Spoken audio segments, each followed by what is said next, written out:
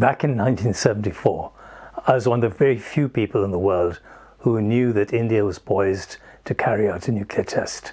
I knew that because I'd been researching India's top nuclear scientist, a man called Homi Bhabha, who had been educated at Cambridge, along with Oppenheimer, along with Patrick Blackett, who then won the Nobel Prize for Physics in 1948.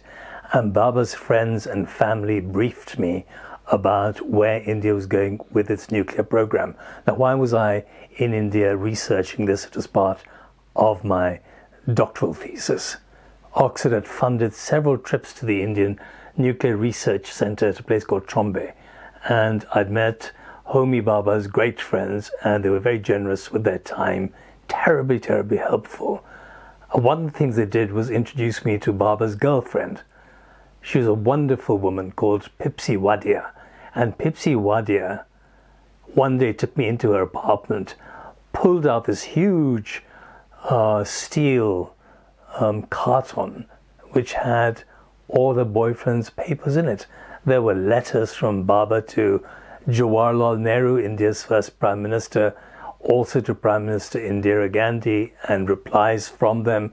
The sorts of discussions they were having about giving India great power status and how the nuclear option would help to enhance that status made me realize that this wasn't the kind of uncontroversial issue of using what the Indians like to think of as dual-use technology. Oh, we need nuclear power because nuclear explosives are more effective than dynamite. This was rubbish. They were looking for the nuclear bomb. So in 1974, I was asleep in my room in Oxford, and my next-door neighbor, he was an American called Thomas. I remember Thomas came banging on my door saying, "Shyam, wake up, wake up. The Indians have tested." And we listened to the news together at 3 in the morning in Oxford, and there they were, relaying the story. India's tested in the Rajasthan desert. And Thomas turned to me and said, "I'm sorry I doubted you, but you've got to write something about this." And I said, "Write for whom?" And he said, "Oh, come on, draft something. You've got to do something for the Times." So at 3 in the morning, we sat down. Do you remember those old-fashioned typewriters? We were banging away on a typewriter, writing the story of why India had tested and how. And things were so old-fashioned in those days. We didn't have any internet. So we typed out this article. And in the morning, Thomas said, "Well, what are you going to do?" So I said, "I didn't know. Do you know anyone in the media?" He didn't know, and I didn't know. So we just posted the article to The Foreigner, to The Times, London, and forgot about it. And 2 days later, lo and behold, the Times publishes a piece, unedited, on the op-ed page of the Times. Now, that was a big deal in those days, and the Times paid me £100 in 1974 for that article, which today would be, I guess, £1,000? More than that. The Times foreign editor rang me in college. I still remember, I was so astonished. The college porter came running up to my room and he said, Mr. Bhatia, the foreign editor of the Times is on the telephone. He wants to talk to you." So I went down to the porter's lodge, and there was Louis Heron. He said, "Mr. Bhatia, this is Louis Heron. I'm the foreign editor of the Times. Would you like to come up to London and have lunch with me tomorrow?" So off I went, impoverished student as I was, like all the others, and I thought it was very grand. Went up to La Gavroche in Mayfair, and Louis talked me through my research, talked about who I'd met, and he said, "I think you have a future in journalism. Why didn't you apply for a traineeship? I'll write a letter for you." But more important than that, which he did, and I joined the Times traineeship program, became a journalist, and so on. But more importantly, he made me go over the people I'd met in India, the key people in India's nuclear research facilities. Remember, India at that stage, impoverished, no money, bullock carts roaming the streets. The idea that this country could become a nuclear power, the world's 6th nuclear power, after the US, after Russia, Britain, France, and China, it was just unthinkable. And at that time, when I looked back on it, I realized I'd been given great opportunities to go and see the Indian research reactor supplied and built by Canada in a place called Trombay. So I was in and out of the reactor. I was in and out talking to the key lieutenants of the late Homi Bhabha. Now, Homi Bhabha was very, very important in the story. He was twice nominated for the Nobel Prize in Physics.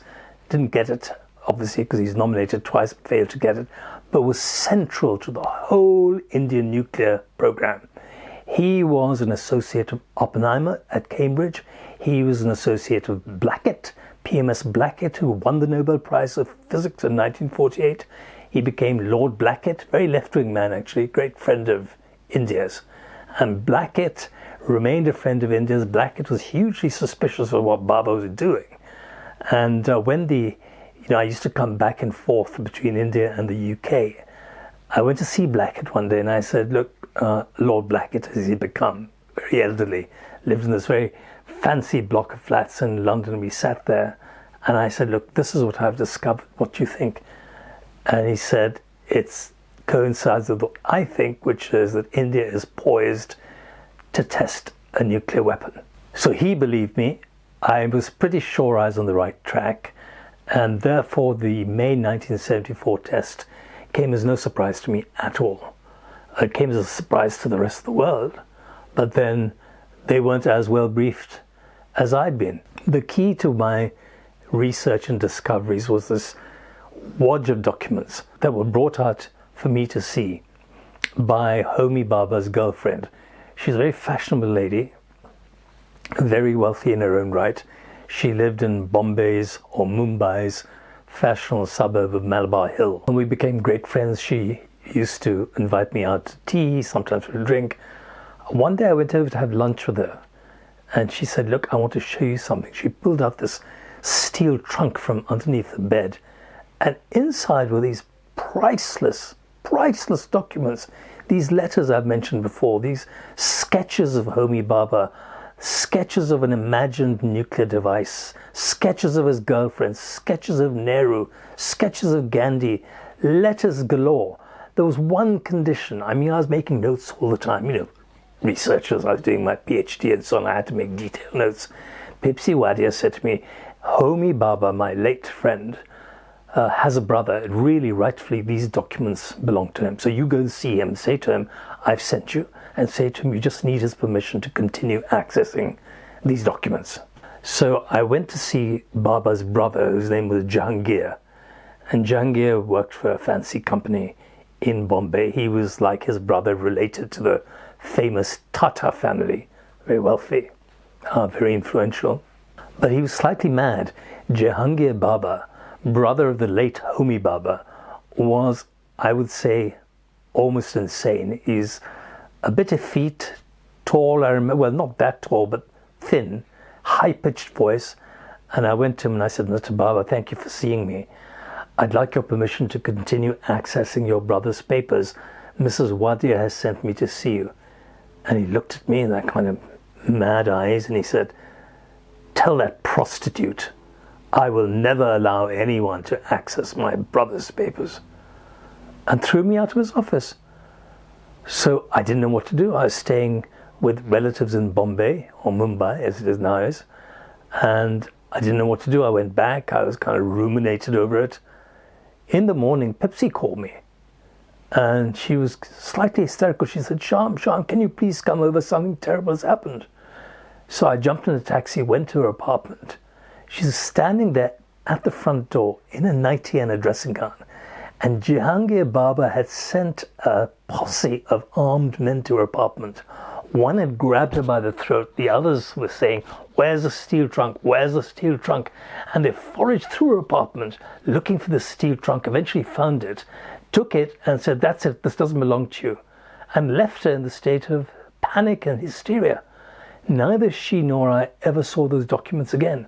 And they are terribly valuable for anyone researching nuclear weaponry around the world. It's like finding, I guess, Oppenheimer's papers, private papers. I don't know where they are. Some people say they've been transferred to a library at the Tata Institute of Fundamental Research. I've never actually gone to see if they're all there. I doubt it, because some would be classified as highly secret. So we don't know what's happened to those. But what we do know is that is evidence of how India was preparing to become another nuclear weapons power. And once they detonated their bomb in 1974, they called it a peaceful nuclear explosion, which of course was nonsense. It was the first step towards becoming a nuclear weapons power. Those documents are conclusive evidence that the Indian authorities had been, if you like, double dealing. They were talking about peaceful nuclear devices and peaceful nuclear explosions. In fact, there was a very carefully choreographed plan to acquire plutonium supplied by a Canadian reactor on the strict understanding it would not be used for nuclear weapons. But that understanding was flouted, and the plutonium was extracted from the reactor and used for the bomb. And then, the rest is all history.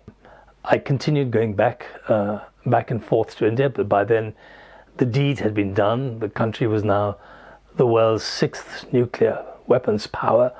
After that, as you know, Pakistan developed its own nuclear making facilities. Pakistan then detonated its own devices.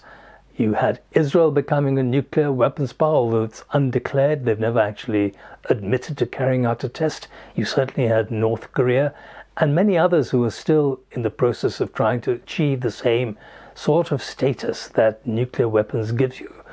Only because nuclear weapons give you the ultimate power of destroying entire cities, civilizations, countries. So once you have this huge power at your beck and call, you can do virtually what you want with it. I mean, if you translate that into, say, the current Middle East, if Iran, for example, were to develop nuclear weapons capability, as it is on the verge of doing, a single bomb used by Iran on Israel would destroy the state of Israel. There would be so much radioactivity. Israel is a small country. They wouldn't be able to continue living there. So that's just an idea, just to give you an idea of how powerful a weapon this is and what sort of boost it gives to your political and military status once you have it. I was terribly lucky because Homi Bhabha's closest friends became my friends. They were, generous with their time. One of them, Dr. Ramana, had a son with the same name, Shyam, and that created an empathy between us. He went on to become an international advisor on nuclear weapons. I remember he told me how Saddam Hussein offered him as much money as he wanted if he would develop nuclear weapons on behalf of the Iraqi government, and Ramana turned him down. There was another man called P.K. Iyengar, also a physicist, another man called M.G.K. Menon. All of these people had me over to their homes. All of them kindly shared data and knowledge with me, and for that I'm forever grateful. I never forgot Bipsy Wadia. She was the first, I like to think, of a series of strange encounters with key influential people throughout my professional career as a journalist. They included leaders of the Afghan Mujahideen who kidnapped me during the Soviet invasion of Afghanistan. Also included were people like Yitzhak Shamir, Shimon Peres, Yitzhak Rabin, Bill Clinton, Yasser Arafat, Benazir Bhutto, Ayatollah Khomeini, the Shah of Iran. Many of them have been written about in my book, Bullets and Bylines. But this is the first in a series of videos about some of those encounters and how we in the media report world events.